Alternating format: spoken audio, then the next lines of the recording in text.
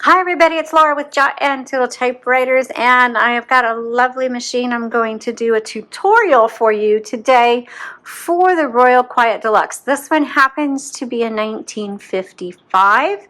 It is a charcoal. It's one of the 5 colors that are highly sought after. That's from the 1955-56 years. There's red and pink, white, blue, green, and charcoal. That's kind of a part of that collection. And so this is the charcoal. This one happens to be in really excellent condition. But depending on what you have, I am going to use this to show you how to use your typewriter. So let's start from the back, and back here is your paper holder. Comes in really handy, keeps your paper from like flopping over and like hitting the table as you're typing. I really like to use that. Okay, on this one you'll see we have magic margins, and I will go over that here in just a moment. And then if you flip this open, this is your tabs. Okay, so you just press and drag your tabs, and they are hidden. And I will admit that it was almost 2 years before I figured out that these flipped open. Go figure. Okay. This whole area is called a carriage, and you have a platen right here, and then this is, I don't know what the metal bar, but it's a paper holder. Your back plate. The nice logo plate is right there. The rulers really do come in handy for setting, getting equal length columns, or on here when you're setting margins or you're figuring out, you know, where do you want to set your margins? Do you want to have an inch margin on your paper? And if so, then you can load your paper, and then you can measure out where you need to set your margins. So these rulers really do come in handy. Okay, this lever is going to release the tension on the paper. So if you need to adjust it or you need to pull it out, that's what that is for. You have a silver tab behind each of the roller handles. You pull that forward, that releases your carriage. Now your carriage is only going to move as far as you have your margins, and then you can hear the bell. So when you get to the end of your margin, you should have a bell that goes off, which is saying, hey, you're at the end of your margin. It's time to hit your return handle and go to the next line. Now then there's a line selector on the left side that says 1, 2, or 3, and that just determines if you want to advance 1, 2, or 3 lines. And if you're working on a first draft, I recommend a double or triple line selection so you can write notes in between your lines. Okay. Also, here we go. When you turn the handle, it's going to click every half of a line, but every once in a while you are like, hey, I want to try to adjust that a little bit more, and the half line isn't cutting it. Well, what you can do is right here, see this metal tab? That actually pulls out. Hold on, let me fix this. And so if you pull it out, or actually this one pushes in, my bad. If you push in, that kind of releases it, and so you have a little more flexibility as to where you want to line up your cursor, or whatever you want to call that. And then you just have to release that so that it re-engages. Okay, let's go ahead and set margins. So we'll go over here, and you can see my margin is set pretty far in. So let's try moving it out that way. So the way you're going to do it is you hold down the left magic margin while releasing the carriage, and then wherever you just put your carriage wherever you want it, and then release both the carriage release, and you can do either one, and the magic margin. Okay, same thing with this side. I have it in pretty far. Let's move it out. I'm going to press the right magic margin tab down.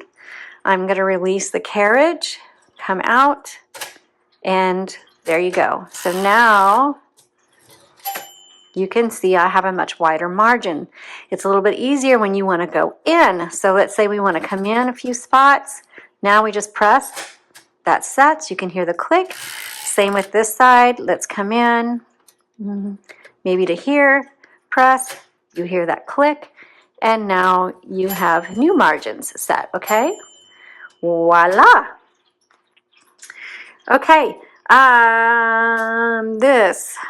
that also releases the platen as well, okay? That tab up there, same thing as that silver button over here.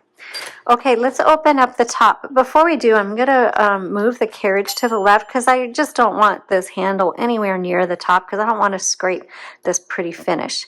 So I'm just gonna pop open the top, and inside, I'm gonna lift this up so you can see it. Okay, that is your ribbon. This is the escapement area. And so this is a metal spool. It's not the original one. We've put a metal spool in here, and it actually has extra ribbon on it. We were able to hand roll these metal spools. But this typewriter will take a universal ribbon, and the universal ribbons are traditionally a 2-inch spool with a half-inch ribbon on it. This happens to have a 2-color ribbon, so when you rethread it, make sure black is on top and red is on bottom. And then you want to make sure it's threaded properly because there's guide wires on both sides and then in the middle. So I have taken up close photos, and the way you access that is down in this description. You will find a product listing link. Most likely the product is already sold, but you can still access the photos for this typewriter, and there is an up-close photo of this escapement area, and you can do a screen grab of that or save it or bookmark it, whatever you need to do. Now, if your ribbon doesn't have a grommet in it at the very end where it kind of it can auto reverse, which ours don't have that, then you can manually reverse your ribbon, and that is going to be right here on the left side. And so you just go back and forth, okay? You should be able to reverse the direction of your ribbon dozens and dozens of times before that ink is all used up, okay? That ink doesn't just dry out. It takes literally decades for that ink to dry out. So, that is how you reverse your ribbon. Now the touch control, that just determines how hard these type bars are going to strike your paper. So let's say you're pretty heavy-handed, then keep the touch control on the lighter side. Now, if you are a fast typist and you don't hit your keys as hard, then you may want it over here on the heavier side so that you don't have to hit the keys as hard. It's about the personality of the typewriter and the personality of the typer, and the combination of that two as to where you need to set that. Okay, I'm going to close this. Also, this is another way to open it right there. Actually, that is the better way to open it. Smith Corona, you pull on the top, but Royal has a release lever, and that is right here. Okay, and if you do yank on it, it'll eventually bend this, and it won't work. So, my bad on that. I do so many Smith Coronas that I'm just used to yanking on the top. Here is your color selector.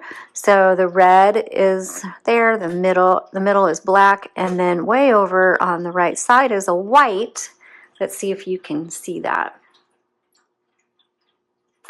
The white means stencil. That is not something you'll ever use, and if it's on the stencil selection, then it's not going to type properly. So you have to make sure it's on one of the colors. Now, if you find a 2-color ribbon that's like pink and purple, you can still use it. Just know that the red basically is the bottom color and the black is the top color. All right. Oh, also, if you're typing away and then it starts feeling weird and tight, or it stops typing on you, always check 2 things before you do anything else. First thing to check is to make sure you don't need to reverse your ribbon. 90% of your issues with your typewriter, if you're typing it and all of a sudden it just stops working, it usually has to do with the ribbon. So always make sure to check to see if it needs to be reversed or if it's come out of the guide wires. Also check to make sure that the color selector is firmly on one of these colors. Also, I forgot to tell you, to change out the ribbon, you just lift out the spools Literally, you just lift them out. And you'll see there's two pins, a tall one and a short one. That short one has to go in one of these little, obviously the middle one goes over the middle big pin, and then there's 5 smaller holes that has to go through that one little pin. So you may have to fiddle with it for a minute, and then again, just make sure that everything goes through those guide wires. Okay, let's keep going down here. So this is your backspace. Backspace does not erase. It is not a delete button. And so when you backspace, you basically are just going backspace and you're typing over your mistake, which is okay. That's just fine. Tab. I already showed you how to set your tabs here, so that's what tab is. Margin release is when you're typing and all of a sudden the bell goes off, and then when you get to the end of that margin, it's going to stop on you. It's not going to let you go any further. And if you are in the middle of a word or a thought, just hit that margin release. You'll see that shift, and then you can keep going. All right, so that is how to use a Royal Quiet Deluxe. Also, your, hold on a second. I want to show you where your, and I forgot, your serial number is. Maybe it's under here. Okay, so your serial number, you're going to need to, I need to move my margins out. So I'm going to hold this down, release the carriage, move my margin out all the way, and your serial number is stamped onto the metal frame in the very back. And then you can go to typewriterdatabase.com, look up your serial number to see what year your Royal Quiet Deluxe was made. So again, this one happens to be a 55. Here's a picture of the front. It's a charcoal. This one is in great condition, and I hope this helped you learn how to use your typewriter. Thanks again. Have a great day.